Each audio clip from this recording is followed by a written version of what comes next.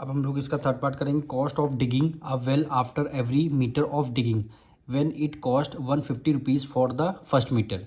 यानी डिगिंग मतलब एक गड्ढा इनको खोदना है, तो 1 मीटर की कॉस्ट कितनी है, 150 रुपीज़ है।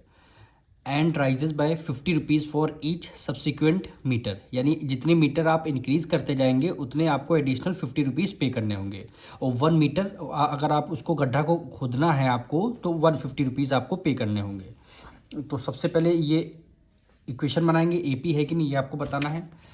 तो सबसे पहले हमें क्या लिखना है यहाँ पे, cost of digging 1 metre. 1 metre अगर आप डिगिंग करेंगे तो उसको आपको 150 रुपीज़ पे करने होंगे, 150 रुपीज़ पे करने होंगे। और अगर आपको 2 मीटर करने हैं तो 1 मीटर का 150 रुपीज़ है, तो दूसरे वाले मीटर का 50 रुपीज़ आपका ऐड हो जाएगा, तो कितना हो जाएगा, 200 रुपीज़ हो जाएगा।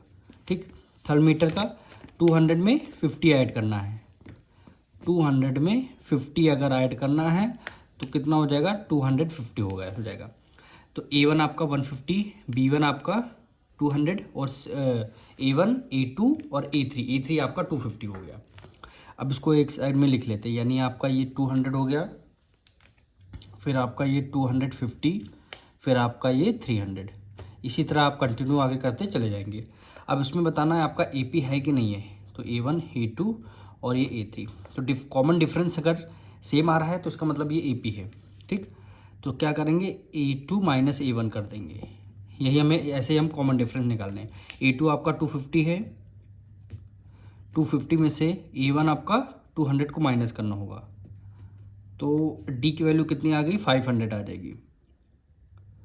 D की वैल्यू 50 आ चुकी। 250 में से 200 माइनस कर देंगे, 200 माइनस कर देंगे, 50 आ जाए D की वैल्यू। एक बार और हम D की वैल्यू निकाल लेते हैं, यानी यहाँ पे A3 minus A2 is equal to A3 आपका कितना हो गया, 300 हो गया, माइनस A2 आपका 250 हो गया। यानी 300 में से 250 माइनस कर देंगे, कितना आ जाएगा, 50 रुपीज़। अब कॉमन डिफरेंस आपका क्या हो गया, सेम हो गया। कॉमन डिफरेंस अगर सेम है तो इसका मतलब ये AP है। तो यहाँ पे लिखेंगे common difference is same, common difference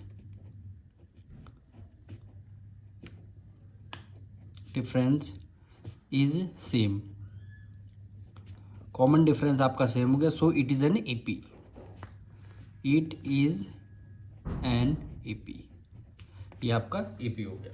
अब इसका फोर्थ पार्ट देखिए, the amount of money in a account every year when 10,000 is deposited at a compound interest eight 8% per annum. Amount of money है 10,000 rupees, bank में deposit कर रहे हैं, rate of interest कितना है, 8% है, और ये क्या है, कंपाउंड इंटरेस्ट इस पर लगेगा। तो 10,000 रुपीज़ जो आपका होगा ये प्रिंसिपल अमाउंट होगा। तो सबसे पहले यहाँ पे लिखेंगे प्रिंसिपल अमाउंट कितना है, 10,000 रुपीज़। प्रिंसिपल अमाउंट आपका कितना है, 10,000 रुपीज़ है। और अमाउंट आफ्टर 1 ईयर, 1 ईयर के बाद अमाउंट कितना होगा, तो 10,000 में कितना रेट ऑफ इंटरेस्ट लगा, 8% लगा है। ठीक, तो आप क्या करेंगे, यहाँ पे देखिए, ये आपका 10,000 है, इस पे रेट ऑफ इंटरेस्ट कितना आपको लगाना है, 8%। 8% यानी 100% तो पहले से होगा, और 8% आपको और लगाना है, तो इसका क्या हो जाएगा, 108% हो जाएगा। इसका क्या हो जाएगा, 108% हो जाएगा। 2 जीरो से 2 जीरो कैंसिल हो गया, 108 की मल्टीप्लाई 1 से करेंगे, कितना हो जाएगा, 108 हो गया। तो लास्ट में 2 जीरो है, तो यहाँ पे आपने क्या किया, लास्ट में 2 जीरो लगा दिया। यानी अब 1 साल के बाद आपका अमाउंट कितना होगा, हो जाएगा 10,800 रुपीज़ होगा, यानी 800 रुपीज़ का इंक्रीजमेंट हुआ है। ठीक है, अब सेकेंड ईयर की पर 2 साल बाद कितना अमाउंट होगा, तो ये जो 10,800 आया है इस पे 108% कर देंगे। जो 10,800 आया है इस पे कितना करना है, 108% कर देंगे, तब ये वैल्यू कितनी होगी, 108/100 हो जाएगा। 2 जीरो से 2 जीरो आपका ये कैंसिल हो गया, 2 जीरो से 2 जीरो आपका कैंसिल हो गया। अब 108 की मल्टीप्लाई 108 से करनी है, 108 की मल्टीप्लाई 108 से करेंगे तो हम डायरेक्ट आंसर लिख रहे हैं 11,664, ये आपका अमाउंट आएगा। 108 की मल्टीप्लाई 108 से करेंगे तो 11,664 ये आपका अमाउंट आ जाएगा। ठीक, तो प्रिंसिपल अमाउंट A1 हो गया, अमाउंट आफ्टर 1 ईयर A2 हो गया, अमाउंट आफ्टर 2 ईयर A3 हो गया। तो यहाँ पे लिख लेते हैं, यानी सबसे पहले 10,000, ठीक, फिर आपका कितना हो गया, 10,800 रुपीज़, फिर आपको कितना हो, 11,664। ठीक, ये आपका A1, ये आपका A2 और ये आपका A3। यहाँ से आपको D की वैल्यू निकालनी है। अगर कॉमन डिफरेंस आपका सेम आ रहा है इसका मतलब ये क्या है, आपकी AP है।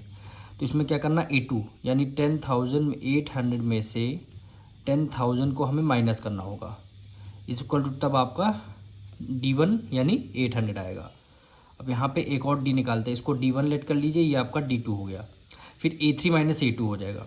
A3 आपका 11,664 माइनस कर देंगे A2 10,800। अब आपको माइनस करना, माइनस करके देख लेना है। यहाँ पे 11,664 माइनस कर देंगे 10,800 रुपीज़। इसको आपको क्या करना, माइनस करना है। ये आपका 4, ये आपका 6, कैरी ले 16 में से 8 माइनस कर देंगे, 8 आ जाएगा। तो यहाँ पे 0 बचेगा, यहाँ पे 1 बचेगा। 10,000 इसको आपको माइनस करना है, 1 में से 1 गया, ये आपका 0 आ जाएगा। ठीक, 1 में से 0 माइनस कर देंगे, 1 आ जाएगा। ये क्या, 1864 कि कॉमन डिफरेंस हमारा सेम है, क्या कॉमन डिफरेंस हमारा सेम है, सेम नहीं है।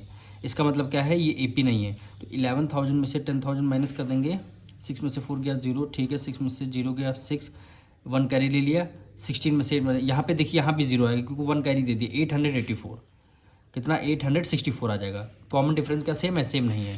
तो इसमें आप लिखेंगे common difference is not same, common difference is not same, is not same, so it is not an AP, so it is not an AP।